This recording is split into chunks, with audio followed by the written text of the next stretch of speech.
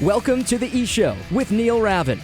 With over 1,000 NCAA commitments, the EHL is the proven path to college. Turn it up and learn more about the college placement leader at the Division II and III levels. Welcome to the E-Show, presented by the Penalty Box Foundation. The Foundation's mission centers around their daily motto, "We take care of our own," as they help out all of those within the hockey community who've experienced a catastrophic event. Learn more at penaltyboxfoundation.org.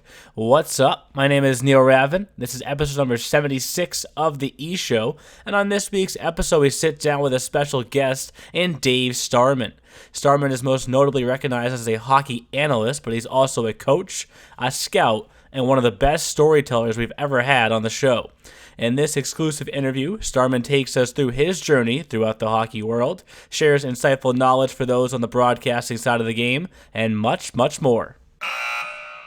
I'm joined now by Dave Starman. He's a hockey analyst, a coach, a scout, wears many different hats. He's on the E-Show for the first time. Thanks for coming on, Dave. Hey, pleasure to be here. And I love the hat. Of course, he's got a New England Wolves hat on. His son's playing for the U16 Wolves team this upcoming season. So big thanks to Andrew Trimble for making this connection happen. So let's get this started, Dave. Can you kind of just take us through your hockey journey? Go as in-depth as you want to go. It's been a lot of fun. It's been improbable in a lot of ways. And I often say that, right place, right time means a lot. But on the other side of it, and something I always tell players and young coaches and young broadcasters, whoever wants to get into our business, I always say, preparation and opportunity and luck all have to flow together. And any combination of those two can generally produce the third. And the preparation component is probably the biggest. And that's what's really helped me through my path. I mean, I'm not a former NHL player. I mean, I've scouted in the league for 12 years, but I'm not a former NHL player. I've been able to coach at the pro level. I played, a handful of minutes as a pro player, not games. I mean, I'm talking minutes. But it's just been a great run for me. It started out playing in the Greater New York City organization back in New York. And, it took me to Division III university and just by freak luck and phone calls and right place, right time, I went through the Baltimore Skipjacks as a goalie coach, not a goalie coach, as a practice goalie, and yep. I was the radio analyst. And Kenny Albert was both my home roommate and my broadcast partner. And while I was in Baltimore, an interesting thing or set of things happened. One was Barry Trotz was our assistant coach, so I got to kind of learn on his hip, and he taught me a ton about scouting and preparing a pre-scout and player evaluation and practice preparation and planning and just a video. I mean, he was a remarkable resource back then. And Joel Quenneville was finishing his pro career with us in Baltimore after 800 games in the National Hockey League. And so he was always in the coach's room, picking Barry's brain because Joel knew that eventually he wanted to coach. So I've got, on the media side, I've got Kenny Albert is kind of a guideline in the radio booth. And I've got Joel Quenneville and Barry Trotz in the coach's room. And, that was pretty good. And we were the Caps affiliate. And Jack Button was the head of scouting for Washington, and Jack was a legend in the business. And, Jack really helped me out by giving Kenny and I some stuff to do regarding the team. And, he gave Kenny a lot of number stuff and me some scouting stuff and give him some opinions on some players. And, and then it's funny, like tying that all together, me being a goalie guy, our goalie coach was Warren Strelo, who was the godfather of U.S. goaltending. So, I mean, I was talking about right place, right time.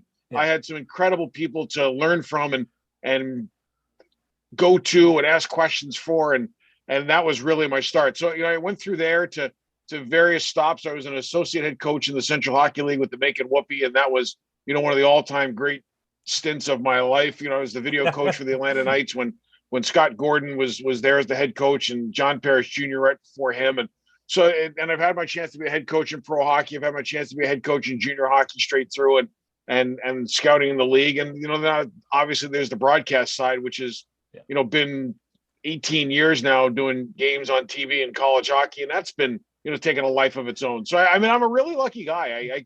I always tell people this. I don't know if there's a formula that I could bottle up for you other than saying that be a student of the game and research like crazy and be incredibly over prepared, because when you are, it tends to lead to really good things. Yep. And you got all those jerseys behind you as well. I know I can see one in the New York Bobcats, which is kind of funny how this all ties together with hockey, because when you coached them in the Atlantic Junior Hockey League, that's what became the Eastern Hockey League, right? It's funny how everything plays itself out over the years. But with hockey, with everyone that's in this sport, there's highs and lows throughout a career. You just kind of went through your career right there. Was there ever a low moment or two where you that said to yourself, maybe this isn't the right business for me, and thought about getting out of it?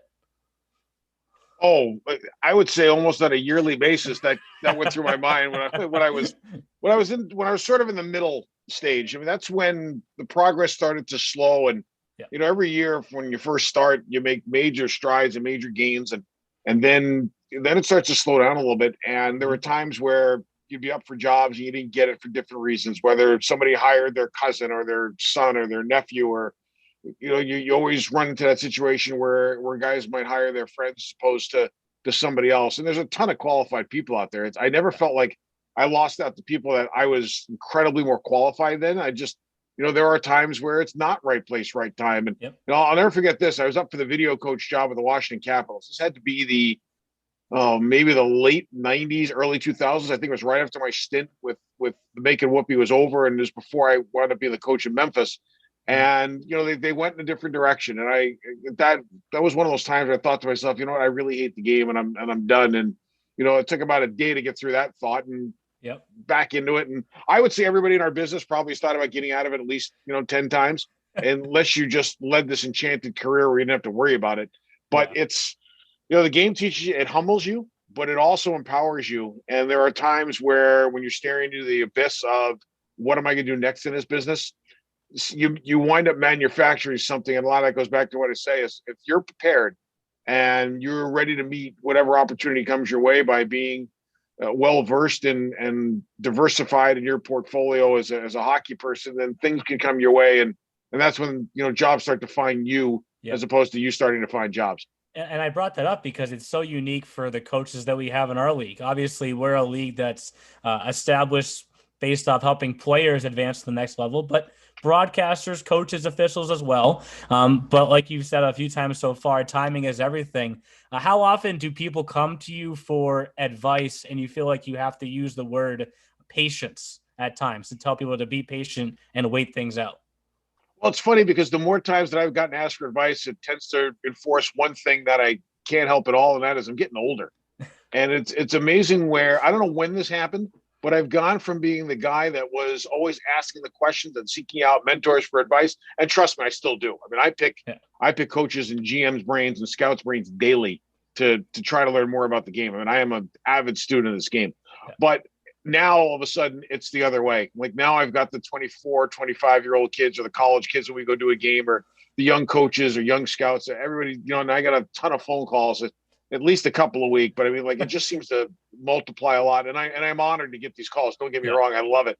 And because I love to share what my experience was and whatever I can contribute to somebody else's career. But it's amazing how many of those calls have come in, and I enjoy sharing what, my journey was and what my path was and how it happened. And I like I say, it just goes back to, I think there are some cornerstones of career building. And that's one of the things that I share with a lot of these younger people. And I say to them exactly what you just said. Patience is a big part of it, but you've got to be patient but proactive in the same vein. Like, you just can't sit there and hope something's going to happen. You have to go out and make things happen. But there are days where you might make 30 phone calls and nothing comes of it. But it could be a week or two down the line where that phone call starts to pay off because somebody knew somebody, and hey, they don't have a job for you, but they know somebody else does. And that's where the ball starts to roll a bit. So I think that preparation and patience are two things that go hand in hand, especially in our industry. And what's so crazy about this industry that I've noticed is everybody knows everybody else. Did you ever come across a situation throughout your career where you may not have agreed fully with a decision that was made or something that was said, but you knew that you couldn't publicly, say how you felt out loud because that person may know someone and it was all going to come full circle for you at some point? You stay in this business a long time when you learn how to agree to disagree and then keep your mouth shut doing it. I think it's a key component. And I'm not saying be a yes person. I mean, there are probably a couple of jobs that I had that I don't have anymore because I just didn't agree with what we were doing. And I said it respectfully, but I just said, hey, listen, I'm not quite sure that's the way we should be going here. And at the very least, I got my opinion out, and I felt it was an educated opinion. I felt it was a valid and well thought out opinion. But there are times where people don't agree. The key is you just keep it inside the room. It's like it's a great lesson to learn with coaching. I learned this from Barry. Barry and Robbie Laird were the two coaches when I was in Baltimore. Robbie Laird was the head coach, and he was a successful minor league coach, and he's been a terrific pro scout for the LA Kings, and has got a couple of cup rings now because of it. But Barry and Robbie didn't agree on everything, but you would never know, because when they walked out of the coach's room, it was a unified front. And I'm a big believer that you close that door and soundproof it, you can scream and yell at each other all you want. Well, screaming and yelling these days is kind of got out the window. So you can debate all you want in those rooms, but once you make a decision, once the path is charted, then you've got to buy in, even if you don't agree with it. As long as it doesn't compromise your morals and your ethics and your core principles. If it's a hockey decision, whether it's something simple like whether or not you want to forecheck 1-2 or 1-1-3 or whatever, you may have put your idea on the table. The head coach may say, well, I want to do it this way. Once that decision gets made, then you lock yourself into making sure that you're teaching it the way that the head coach wants to get taught. And I just think that is a huge skill in our business. And social media makes that hard. And I've often say, like, a tweet's like a bullet. But when you hit send, you can't pull it back. Yeah. Regardless of deleting anything, you cannot. That thing lives forever. So if you don't agree, take a deep breath, take a walk, write a letter that you never send. The old Abe Lincoln theory. Wind up with a desk full of letters you never sent to anybody. But if you write it out and get your feelings out, sometimes it just makes it a little bit easier to move forward. And I definitely want to get into the social media side of things because you're pretty active on Twitter. But before I get there is one coaching question that I have to ask you, because I need your opinion on it, because I've asked our guys it, and I need your answer, because it's, for some reason, there's this trend in our league where we have, I believe right now, 5 head coaches that are former goaltenders. Why is it that position leads to so many coaches in the future, in your opinion? It's a great question, and it's funny. It's a simple answer. To me, it's the same reason that catchers make great managers. That is, you see the whole game. The game comes to you. The game goes away from you, but you see the game in lanes as opposed to other players. Like, when you're playing in a regular game, it's a 60-minute game. Elite players are playing 28 minutes. Other guys might be playing 17. You're watching a lot of the game going east-west, like a tennis match. You're kind of watching it go ping pong each way. When you're a goaltender, and a catcher, you're watching the game come at you in lanes. And scouts, you find out where scouts are sitting in buildings. Most of them are sitting in corners so they can see the game through lanes. They can see the game through spacing. They can see the game through angles. And I feel like goalies see it that way too. So once goalies are finished playing, they've just got this wealth of information in their heads about how the game spaces itself out and how the game actually gets played and what some of the cause and effect scenarios are on the ice, because it just happens in real time right in front of you. So I've always felt that from an analyst perspective, I've always felt from a coach perspective, goalies see the game so much better than anybody else. And it's funny now, because a lot of times when we're talking about teaching the game to younger players within USA Hockey's system, the one thing we preach to a lot of our young coaches is young players now, they all play like NHL 20 or NHL 21 or whatever year it is. Yeah, that game is up and down. That game goes north-south on your screen. It doesn't go east-west. But as coaches, a lot of coaches still hang the whiteboard up. The ones that still using them, they still hang the whiteboard up, and the whiteboard is east-west. But the kids see the game north-south now a lot of times through the video games that they play. And I always encourage them, teach the game north-south on your whiteboard. Like, hang the whiteboard end to end so that you're going goal to goal, not across. And for a lot of coaches, they say, hey, that makes a ton of sense, because really in the video game world, that's how a lot of kids are seeing the game. It's funny because I never thought about that, but you're so right. Whenever you walk into any rink, whenever I see it, the whiteboard's always hanging horizontally like that. So I like that answer. So now, you did mention when you're going through your career path that things shifted for you up to the booth. Had that always been a vision of yours, or is just kind of, again, timing how it all worked out?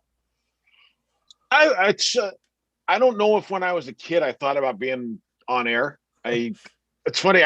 I thought to myself, if I was ever on air, it's probably going to be for the wrong reason, But I think that in college, it's funny. When I was younger playing goal, there were times where, like, my goalie coach used to say, obviously segment games down into 5-minute segments, but you got to keep your mind mentally active when the puck's not in your end. So do play-by-play of the game. Now I'm not a play-by-player, I'm an analyst, but it's funny. Like I remember doing play-by-play in my head of the games and thinking to myself, this is kind of fun. But I don't really ever feel like I was wired to be a play-by-player. I think that's a really special skill that a lot of guys do really, really well. And so as my career went on and it started to get started, I remember Kenny Albert saying, "I want you to do some games with me here in Baltimore." And that kind of started the on-air component, and it almost never stopped. And even when I wasn't really broadcasting full-time during the course of a season, I was still dabbling in it here and there. I love it. I mean, I think you've got a great ability to teach the game. The analysts that care can teach the game on the air. And I want to leave the viewers with something that they might not have known when we're all said and done. One or two things, maybe three things, whether it's something about the game, something about their team, something about a player. Like I really take pride in the inform, analyze, and entertain component of what my job is on air.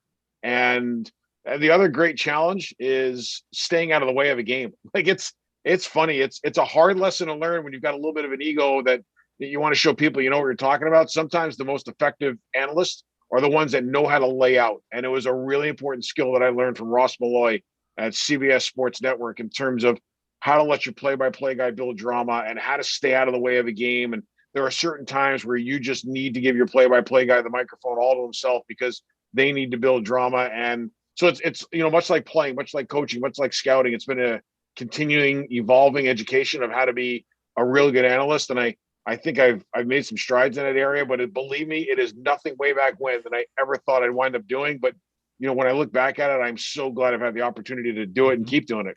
And selfishly, I want to keep the conversation here for a little bit because I fortunately get the chance to call a bunch of games in our league, in particular our finals, which this past March, the championship game went into overtime. So I was the play-by-play guy, and a good friend of mine was the color guy. In your experiences as a color analyst, when a game, a playoff game, goes to overtime, what are the thoughts that go through your head about when the right time to talk is in the extra frame and how much time you have? That is a great, great question. And I just went through that entire range of checklists last March because in the NCAA men's tournament, I was doing the Midwest Regional, and our regional final championship game between Minnesota Duluth, who are the two-time defending national champs, and their arch rival in our league, North Dakota. That game went 5 overtimes, and it got to overtime on 2 goals in the last minute and a half of the game that North Dakota scored. This game was off the charts. It is an absolute classic. And I remember we get to overtime, and it was funny because there are a lot of things going through my mind. The number one thing going through my mind was what somebody always said, and that is you got to remember the fans, because the fans of the two teams that really have skin in this game, they are now hinged on every last second when that thing goes to overtime, because both of their seasons could potentially end. It was a regional final, so both of their seasons could end on the next goal. So you're keeping that in mind. You don't want to get too cute. You don't want to inject a lot of humor in there. Like, you want to play it straight because those fans are on eggshells and you don't want to screw with them. So that was number one. Number two is you don't ever want to talk when a goal is about to be scored, because overtime goals tend to be classic calls. You want to stay out of the way of the call. So I'm thinking to myself, pucks inside the blue line in possession with a chance to threaten the net, I'm not saying a word. That was number two. And number three was the fan bases of these two teams are so knowledgeable, and there's such deep history with their two programs. And I know these fan bases well because I'm involved with them a lot during the NCHC on CBS Sports Network. Like, they know me, I know them. The Eastern audience might not know me as well, but I want to treat these fans to the best possible game that I can give them while staying out of their way. Yep. So a lot of these things are going through my mind. So that first overtime, thinking that it might end quick, like, I was really, I wouldn't say quiet, but I really picked my spots, and it was very staccato during that first overtime. As this game started to go on, I got back into the game groove that I'm normally in, while still being cognizant of what we just talked about. But the longer that game settled in, the edges aren't as much on, the turning point as they were when you think that game was going to end in 3 minutes of the first overtime. So I do think that the rules of engagement change when you get to overtime, especially as the analyst. Yep. It's really the play-by-play guy's show or girl's show. In this case, it was Leah Hextall for that game. And I just think that you need to complement the game more than take the game in a direction based on how you're seeing it. You really need to let the players play it out and react when you need to. What time did that game end? It was That game late. ended, and after it ended, I think about 11:45 Central Time, but it Okay. started at Yes. 6:30. Oh my Like it was an God. early start. So like, I mean, and it's funny. You're gonna laugh when I tell you this. And everybody says, baloney. I felt like I could have gone another 3 or 4 overtimes, and I say this.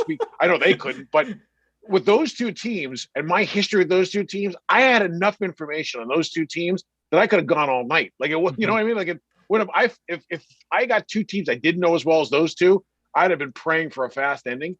Yeah. But knowing the history of those two teams and how many games of those two teams I'd called or scouted or just watched, like Yeah. I felt like no matter where that game went, I was okay. So as long as the game kept going, like I was pretty good. The one thing I was always in fear of is you get a review or a rules determination that you don't know. And I'm a rule book nerd, but I was worried about, is something going to happen where I'm going to get caught not exactly knowing what they're reviewing, why they're reviewing it, that kind of thing. Yeah. That was my real fear in that game, was I was going to wind up in a review where I couldn't explain it right away to the audience correctly. Yeah. It's awesome to hear. And I remember that game specifically because Eastern time was a little bit later. And I remember saying to Yep. myself, I have to go to bed. I cannot stay up for this any longer. But it's cool to hear because obviously, as I mentioned, our championship game went to overtime this year.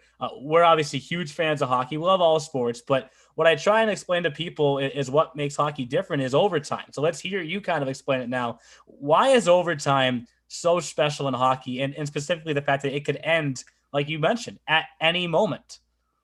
Well, from a coaching perspective, I always told my teams at any level I ever coached that once you get into an overtime scenario or you get under 2 or 3 minutes in a tie game, which to me is essentially overtime, Yeah. there's no such thing as a bad shot.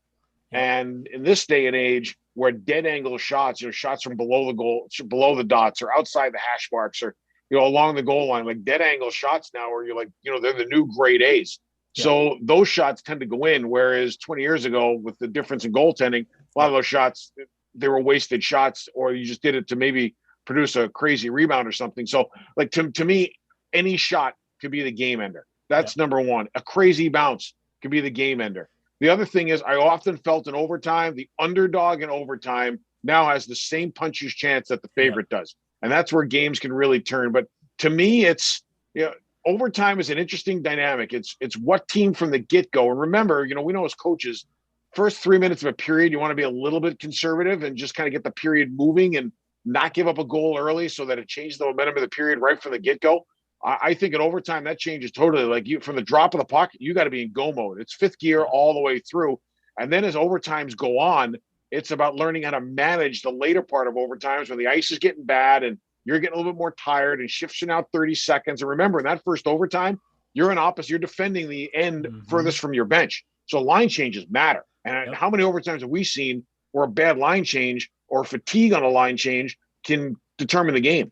Yeah. So I think the dynamic of the playing surface, the dynamic of defending a different end, of being further away from your bench, at the pro level and college level, no commercial timeouts in overtime other than when you come out to scrape the ice midway through. I mean, it's a whole different game, which to me is what makes overtime so great. Well, when we get off the air, I'll send you the video of our overtime winner.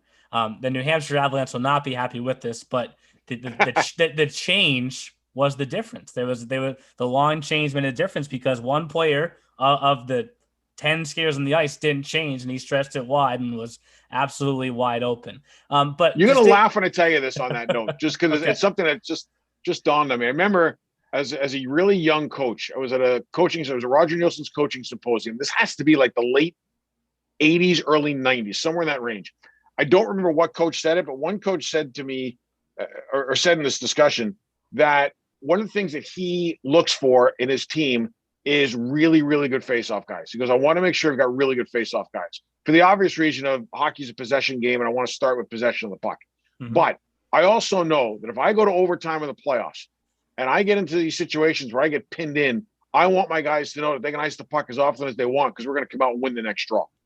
And it's something you don't really think about that often, but it has stayed with me my entire coaching career about how important faceoffs are. And I'm telling you, no matter what level I've been at, I've tried to carve out 5 minutes at the end of practice with my centerman to work on faceoff technique. And I sent a ton of videos to my centerman to show them different technique and different ways to win draws and how to tie up and with our team about how important faceoffs are. Because I've always felt like if you feel like you can win the next draw regardless, then you really don't have a care in the world, especially in that first overtime, of having to ice a puck and having to keep guys on the ice, or having to take a defensive zone draw where the game could be on the line because you're so confident in your sentiment they're going to win the next faceoff. Well, let's stay there for a second because, what I notice, I'm not that old myself, but I notice with our teenage players nowadays, they're so focused on shooting the puck. They come out and they want to stick handle and shoot when they're on practice and pick top corners and hit the back glass. How hard is it to get that 5 minutes in practice and say, I know this is not the fun aspect of the game, but how hard is it to say these faceoffs that you're working on right now, this is going to make or break our wins and losses? How hard is it to teach that lesson? You know what? It's not as hard as you think it is, because one of the things that I've done in the past is I've said to the centers, and it depends. I mean, sometimes we're with older guys, younger guys, whatever, but I'll bring them all in and we'll talk about face-off technique, and then I'll have them face off against each other. But now we create some competitions. Like every guy wants to win the best of 7 in terms of the 7 pucks we're going to drop there. And there, I also put parameters on, like, make sure you're the offensive guy, you're the defensive guy, or here's where I want you to try to win this. Like I might put some rules and regulations into the draws, but these guys all want to beat each other. So, I tell them, keep your own stats. Know who you're beating. And it depends, we're going to be on the left dot, the right dot, offensive, defensive, that kind of stuff. But, remember who you're beating. Also remember who you're struggling against, because those are the guys I want you to go up against in practice. And it's the same thing that I've created with a lot of teams with my penalty killers. Like I think penalty killing is a privilege, and you've got to be ultra competitive to be on the PK. And I'm a big believer in PK units. I know some coaches don't mind just rolling over like the next 2, and they don't define their units as much with their forwards. I'm on the other side of that. I do like to have set groups so they get used to each other, but I like to pit those groups against each other. Hey, you had 6 opportunities in this game as penalty killing shifts. How'd you do? Oh, all 6 times we were out there, we didn't get scored on, and then what's the other group? Okay, we were out there 5 times and we were pretty good. We didn't give up any shots, and so we one-upped you. I love creating competition among units, because that pushes every unit to be the best unit out there. And if you've got all these different units pushing each other to be the best and creating the ice time and wanting the big shift, you're going to have a pretty good team. Mm-hmm. So I've never really found it an issue to work on the things that might seem dull, because athletes want to compete. And if you make it a competition, then they are all in. It wouldn't make a difference if it was a competition to empty the water bottles and clean the bench. If you put a competition in there, they're all in. There you go. And then shifting back towards the broadcasting side of things, you mentioned 18 years on that side of the business as well, doing games, selection shows, you name it. How many days in advance, how much time do you truly spend on preparation? That's a really good question. I'll tell you what, I think this season is your preparation. And I mean, can I identify how much time goes into each individual game? That's hard to do, because if I'm seeing a team for the first time that season, I will tell you that preparation is probably 7-8 hours, between watching some games and calling some coaches and talking to different people, talking to players the week of the game, talking to the coaches in the game that week, and getting your stuff together. So the first time you see a team, I think it's much more extensive. And then as you keep going with some of the teams that you're seeing on repeat viewings, it gets a little bit easier, because now you're doing maintenance. But I would say it's a minimum of an hour and a half. It could be a maximum of 8. But to me, it's a season process. And all those years I was scouting the NCAA as well as doing games, it was much easier because you're seeing teams a lot. But on the other hand, there might be times where I spent a week or 2 in Hockey East, and all of a sudden I'd go out and do an NCHC game and had to reacclimate myself to the teams I was seeing, because I had Boston College on my mind for the past 4 days. So, but I tell you what, it's pretty extensive. And having a wife that's on my broadcast crew, you want to talk about some competition? I mean, there's a little of that between us too, in terms of who's got the best story for the game and who found out what from whom, and that's kind of the fun stuff too. So to put you on the spot, then I know you mentioned Kenny Albert's name earlier. You don't have to give me a straightforward answer, but is there a broadcaster, a play-by-play guy in particular, that when you're lined up with that individual, there's a little extra excitement in your mind because you're working with that guy or girl? It would be unfair to single out one, because I've been so blessed with so many great ones. When I look back at some of the people that I've worked with, I fall over and I say to myself, I can't believe I work with this guy too, and or this lady too. I mean, just it's been awesome. But I will tell you this: I spent the last 10 years at CBS Sports Network working with Ben Holden, and he and I have probably done 120, 130 games together. And Ben was one of those few guys where no matter what, you knew he had something to say. No matter what point of the game it was, no matter whether you're doing a live open on TV, between periods, whatever, his preparation was painstakingly meticulous. He was dialed in. His energy was incredible. It's just we loved the 10 years that we worked together. And Ben was one of those guys where I always look forward to it, because not only did I know we were going to do a good broadcast, but I knew we were going to have a lot of fun doing it. So, I mean, that would be a recent one for me. But I mean, I've had a lot that have been so good, and each one of them brings a different flavor. Each one of them brings a different vibe. And I can honestly say, I'll never say who it was, with the exception of one person. I've never had a play-by-play guy where I've walked out of the building and said, "Oh my God, I'm never working with them again." So I've been really lucky. But like I said, they each bring so many different things, and that's been the neat part about it. I mean, you can really learn from your play-by-play guys because of what they bring to the table. So then, different spin. Has there ever been a play-by-play person that you haven't got the chance to work with that you wish you could? There's a good one too. All right, this is going to sound really, really cocky, and it's not meant to be. So take this in the right way. Okay. I've had a chance to do 5 or 6 games with Mike Emmerich. Okay. I had a chance to do a World Junior Championship with Gary Thorne. Okay. So I mean, there's 2 legends right there. And well, that's my one. I wanted to hear if you were going to say that one. Yeah. So I am like that. Both of those games, I got to tell you, it took me a few minutes to open my mouth because I was so used to watching them. And I did stats for both of those guys at the beginning of my career when I was interning at Sports Channel. So it was odd to be on air with the guy that I was doing stats for at some point in my career. So I mean, I've worked with John Forsland. He was great. I've worked with Joe Beninati. He was great. So I mean, like those guys were tremendous. And Kenny Albert's another guy I worked with. We did a couple hundred games together in the minors. He was awesome. So I mean, it's like I said, it's been really cool. I've just had so many good ones. In terms of one that I haven't worked with, that's a really good one. I'll tell you what, I would have loved to have called a hockey game on radio with Marv Albert. Okay, that would have been my one. And there you go. I mean, I do remember dissecting the press meal at the old Madison Square Garden press room with him. He'd be like, "Dave, what do you think of the chicken?" And I'd be like, so we've done kind of a food critique thing at times, but we never did a game together. That would have been a good one. Yeah. Okay. So obviously, I mentioned way back in this is that your son's playing for the Wolves this season, not in the EHL, but at the U16 level. But I want to talk about the hockey landscape now, because I've had the chance to go out and represent the league at different showcases and whatnot, and a lot of parents are still learning, what's taking place, because hockey's changed so much over the years, and the path to college has changed so much over the years. Now that you can look at it from the father's perspective, what is the ideal pipeline path that you'd like to see your son take throughout his career? Where do you want to see him end up? I want to see him end up in the place that he belongs. I want to see him end up in the place where, water always seeks its level. I want to see him get to the level that he can get to, where he knows that no matter what he did, he put everything into it. He didn't leave any stones unturned. And when he gets to that level, that's the level that he belongs at. That's to me is number one. It's his journey now. It's his path now. He's in charge of it. It's great that my wife's a hockey gal too. She's covered the Red Wings. She's covered college hockey. She's won some Emmys doing it. I mean, she's been around the game and around the highest levels of the game and some of the elite minds of the game for a long time. So she gets it. Yeah. And that's a great thing for Ryan. So I think that, when we look at him and again, we put him in charge. So, he really wanted to play for the Wolves. He felt like the landscape of what you get, playing regular travel youth hockey in our region was not enough. He wanted to be in the ice more. He wanted to train more. He really wanted to chase it. He feels like he's made strides in the game and he wants to try and take this as far as it can go. Whether he's going to be a Division I, Division III player, I have no idea, nor does he.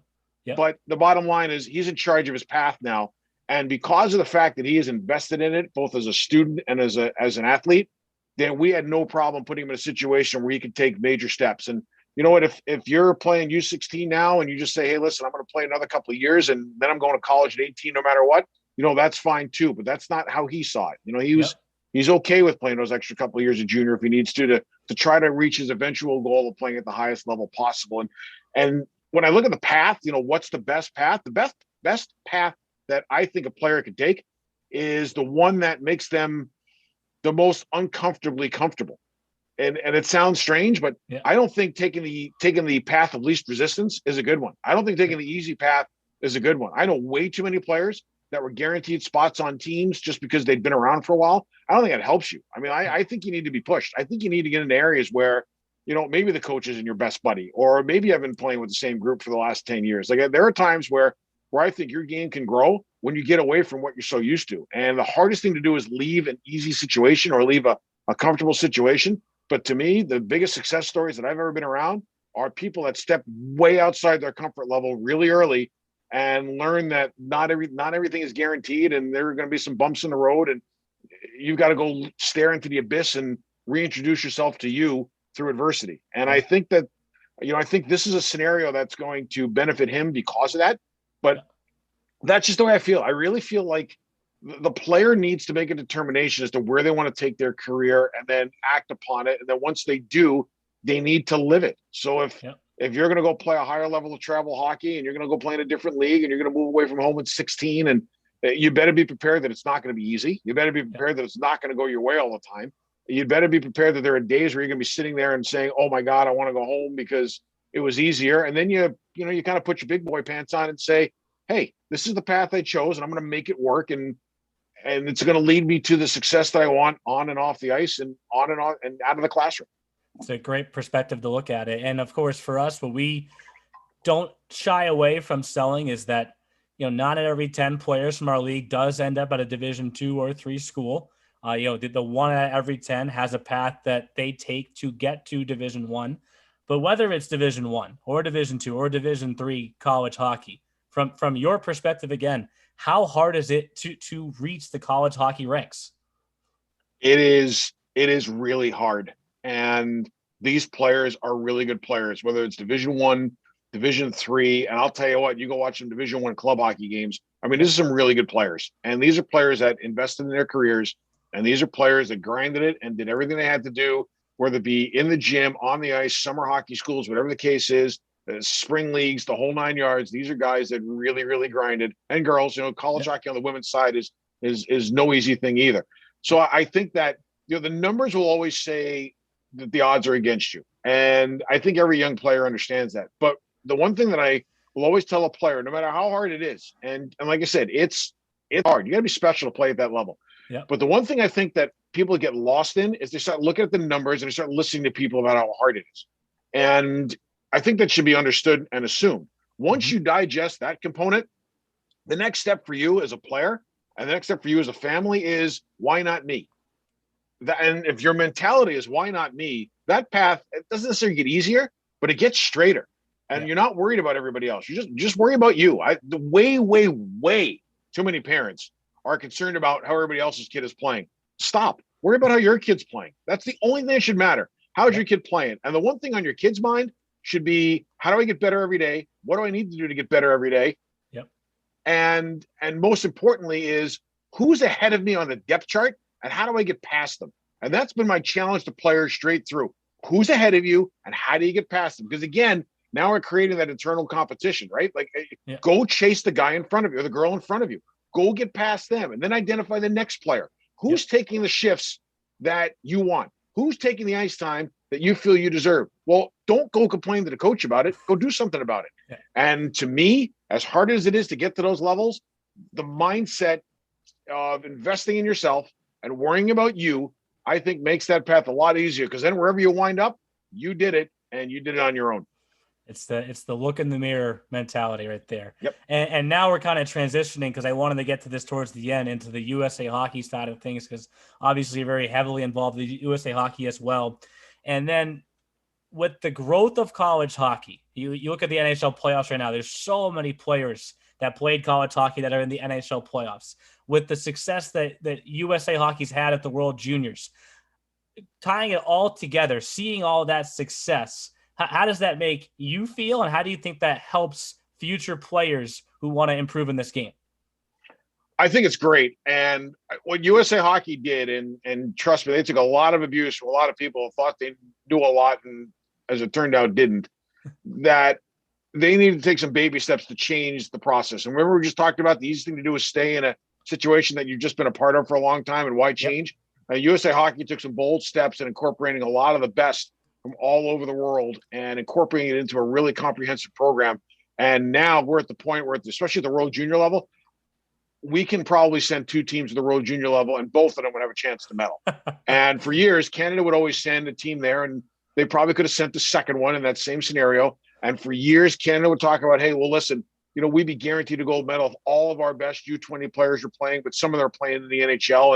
And that was a feather in their cap, and that was great for them.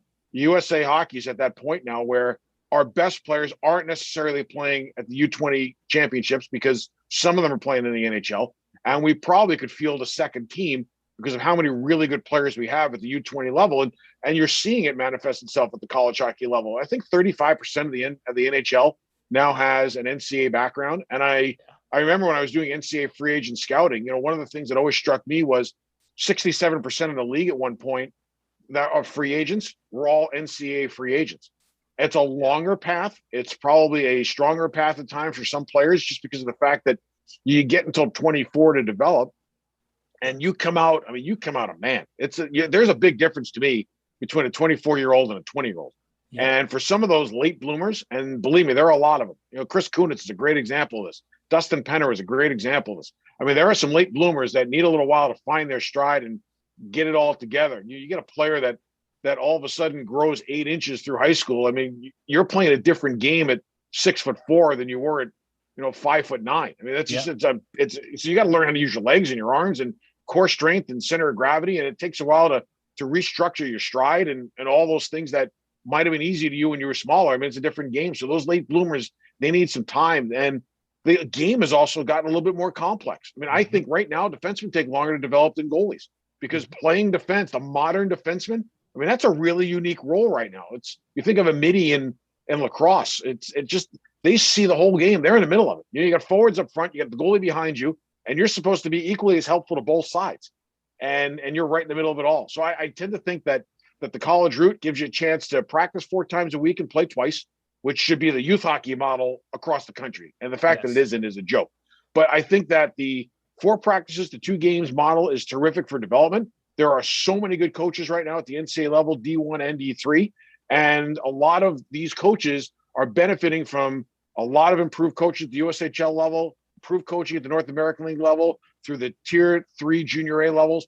Players are coming up and they're a little bit more ready to take on more responsibility, and that's translating into them being better pros. It's awesome. He's Dave Starman on Twitter. It's D Starman Hockey. Make sure to give him a follow. And when you're in Laconia this season, please let me know. I'd love to maybe find a way to squeeze you onto one of our broadcasts. Oh, that's a deal. Looking forward to it. I can't wait for the season to get started. It's a new adventure for Team Starman, and we are ecstatic about it. Awesome. Thank you. You got it. Thanks for listening to The E-Show. Learn more at easternhockeyleague.org and follow us on Facebook, Twitter, Instagram, and YouTube. Also, be sure to subscribe and get notified when next week's podcast is released.